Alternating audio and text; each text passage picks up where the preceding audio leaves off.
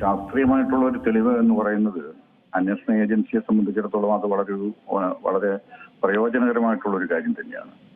കാരണം ഇതുവരെ നമ്മൾ ഏകദേശം ഒരു കണക്ക് വെച്ചിട്ട് സാക്ഷികളുടെ മൊഴികളും മറ്റു സാഹചര്യങ്ങളും എല്ലാം വെച്ചിട്ടാണ് നമ്മൾ ഇതുവരെ അന്വേഷണം മുന്നോട്ട് കൊണ്ടുപോയിക്കൊണ്ടിരുന്നത്.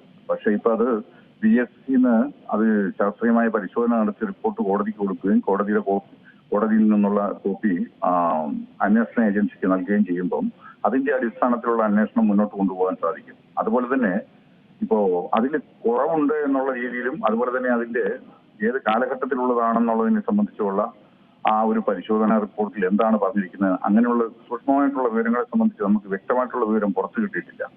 അപ്പൊ അതും പരിശോധിച്ച് കഴിയുമ്പം ഈ കൂടുതലായിട്ട് കേസിലെ അന്വേഷണം തെളിവ് മുന്നോട്ട് കൊണ്ടുപോകാൻ പറ്റും. അതല്ല എങ്കിൽ ഇപ്പോൾ അറസ്റ്റ് ചെയ്ത് റിമാൻഡിൽ കഴിഞ്ഞു വരുന്ന പ്രതികളെ സംബന്ധിച്ചിടത്തോളം അവരുമായി ബന്ധപ്പെടുത്തുന്ന രീതിയിലുള്ള തെളിവുകൾ, രേഖാമൂലമുള്ളതും ശാസ്ത്രീയമായിട്ടുള്ളതുമായ തെളിവുകൾ വളരെ കുറച്ച് മാത്രമേ ഉള്ളൂ. പിന്നെ നമ്മൾ കുറച്ച് സാഹചര്യങ്ങളുടെ തെളിവുകളാണ്, സാഹചര്യ തെളിവാണുള്ളത്.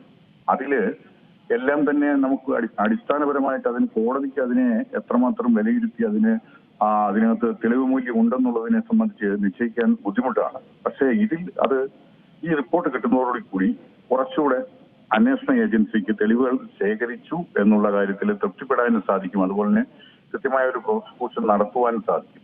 അതോടൊപ്പം തന്നെ ഇതില് ക്വാണ്ടിറ്റി, ഈ അന്ന് 1998 വിജയമല്യ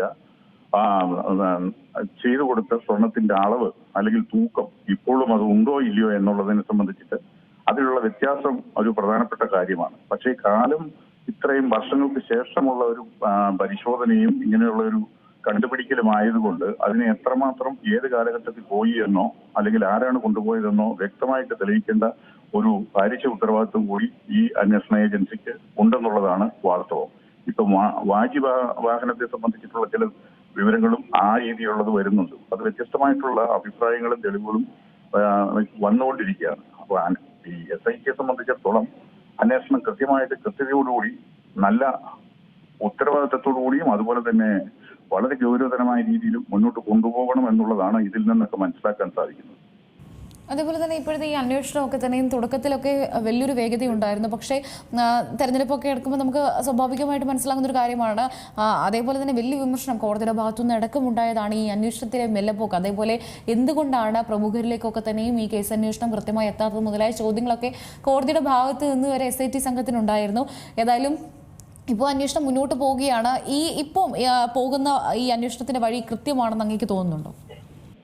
ഇപ്പൊ ആദ്യം മുതൽ തന്നെ നമ്മൾ ഉദ്ദേശിക്കുന്ന വേഗത ആദ്യഘട്ടത്തിൽ ഉള്ളതുപോലെ പിന്നീട് വരണമെന്ന് നിർബന്ധമില്ല. അപ്പൊ അത് അന്വേഷണത്തിന്റെ പൊതുവായ സ്വഭാവമാണ്. കാരണം ഓരോ ഘട്ടം കഴിഞ്ഞു തന്നെയാണ് അത് വരേണ്ടിയിരിക്കുന്നത്. കാരണം ഇപ്പോൾ ഇത് കൂടുതൽ അന്വേഷണത്തിലേക്ക് പോകാം. അതുപോലെ തന്നെ നഷ്ടപ്പെട്ട സ്വർണം തിരിച്ചു കിട്ടിയിട്ടില്ല. അതിന്റെ അളവിലുള്ളതോ അല്ലെങ്കിൽ ആ രീതിയിലുള്ളതോ ആയിട്ടുള്ളതോ അല്ല കിട്ടിയിരിക്കുന്നത്. നമ്മളെ സംബന്ധിച്ചിടത്തോളം അന്വേഷണ ഏജൻസിക്ക് അവരുടെ അപാകതകൾ ചൂണ്ടിക്കാണിക്കുകയല്ല. ഇത്ര പാലിച്ച ഒരു അന്വേഷണം നടത്തുമ്പോൾ അവർക്കുള്ള ഉത്തരവാദിത്വവും അതിന്റെ ആ ബാഹുല്യം തെളിവുകളുടെയും അതുപോലെ തന്നെ ദുഷ്കരമായിട്ടുള്ളൊരു പ്രവർത്തനം തന്നെയാണ് നടന്നുകൊണ്ടിരിക്കുന്നത്. അപ്പൊ അന്വേഷണത്തിൽ വേഗതയില്ല എന്ന് നമുക്ക് പറയാൻ പറ്റില്ല. ശരിയായ രീതിയിലാണ് അന്വേഷണം മുന്നോട്ട് പോകുന്നതെന്ന് തന്നെ നമുക്ക് കരുതേണ്ടിയിരിക്കുന്നു. മാത്രമല്ല ഇതില് ഹൈക്കോടതിയുടെ നിരീക്ഷണം സമയാസമയങ്ങൾ ഉണ്ടെന്നുള്ളതും നമ്മൾ ശ്രദ്ധിക്കേണ്ടതാണ്. ഏറ്റവും പുതിയ വാർത്തകളും വിശേഷങ്ങളും വിരൽത്തുമ്പിലറിയാൻ Zee മലയാളം ന്യൂസ് എല്ലാ ഡിജിറ്റൽ പ്ലാറ്റ്ഫോമുകളിലും ലഭ്യം.